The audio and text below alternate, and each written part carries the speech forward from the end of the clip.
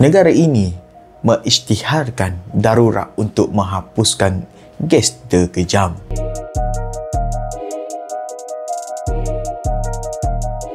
El Salvador merupakan salah satu negara kecil di Amerika Tengah yang pernah digelar sebagai ibu kota pembunuhan. Jalanan dikuasai oleh geng-geng kejam.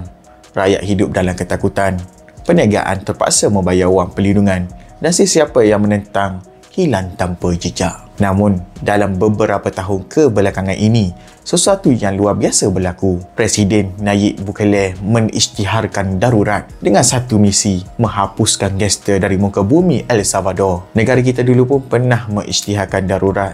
Yang paling terbaru adalah darurat pandemik COVID-19 pada 12 Januari 2021. Okey, jom kita berbalik kepada cerita yang asal. Sejak sekian lama, El Salvador dikuasai oleh dua kumpulan mafia jalanan paling berbahaya, iaitu MS-13 dan Barrio 18. Mereka ni bukan sekadar penjenayah biasa, malahan mereka mengawal ekonomi bawah tanah yang memperdagangkan dadah senjata malahan manusia. Dari tahun 2015 sehingga 2018, kadar pembunuhan di negara ini mencecah lebih 100 orang kematian bagi setiap 100,000 penduduk, antara yang paling tertinggi di dunia. Pada tahun 2022 menjadi titik perubahan selepas satu gelombang pembunuhan yang mengorbankan lebih 80 nyawa dalam masa 48 jam. Presiden Nayib Bukele mengambil langkah drastik.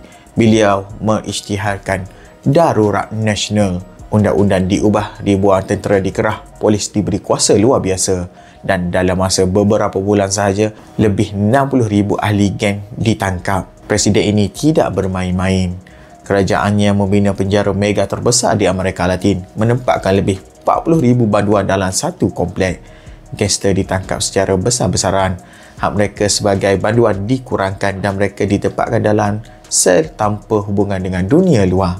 Tidak ada telefon, tidak ada kunjungan keluarga, malah dikawal ketat selama 24 jam. Hasilnya, kadar jenayah menurun mendadak dari lebih 100 pembunuhan per 1,000 penduduk pada tahun 2015, kini hanya sekitar 2-3 kes sahaja. Rakyatnya kini boleh berjalan tanpa rasa takut. Kedai dan perniagaan kembali berkembang. Malah El Salvador dulu sinonim dengan keganasan kini menjadi destinasi pelancongan yang semakin popular. Tapi tidak semua bersetuju. Ramai aktivis hak asasi manusia mendakwa operasi ini membelakangi hak asasi manusia. Ribuan orang ditangkap tanpa bukti kukuh, mahkamah dipintas dan penjara menjadi neraka dunia. Ada yang takut adakah El Salvador sedang berubah menjadi negara diktator? Namun, buat masa ini, rakyat El Salvador mendukung penuh langkah ini. Populariti Nayib Bukele melambung tinggi dan dunia melihat El Salvador sebagai eksperimen sosial yang paling berani dalam sejarah moden. Adakah ini model yang patut diikuti oleh semua negara lain? Atau adakah ini hanya bom masa sebelum masalah baru timbul? Jadi, apakah pendapat anda? Jangan lupa untuk like, subscribe dan tekan lonceng notifikasi untuk lebih banyak video menarik seperti ini. Fikiran Cik Nia hidup bermakna. Jumpa lagi. Terima kasih.